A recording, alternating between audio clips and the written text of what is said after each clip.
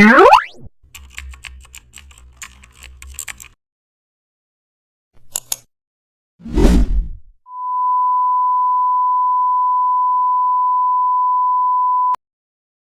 back to the channel, and don't forget to like, share and subscribe for more updates. Today's tutorial is all about removing unwanted text or watermarks. Open your image and select the clone stamp tool from the toolbar.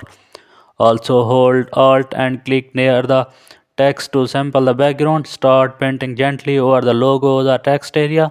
Use a soft brush for smooth blending and also adjust brush size to match small or large sections. Now zoom in close for details, clean up and around edges if the text sites on textures, change sample points frequently, clone from multiple directions to match tone perfectly. You can use a new layer for non-destructive editing, light blur clone areas for seamless blending,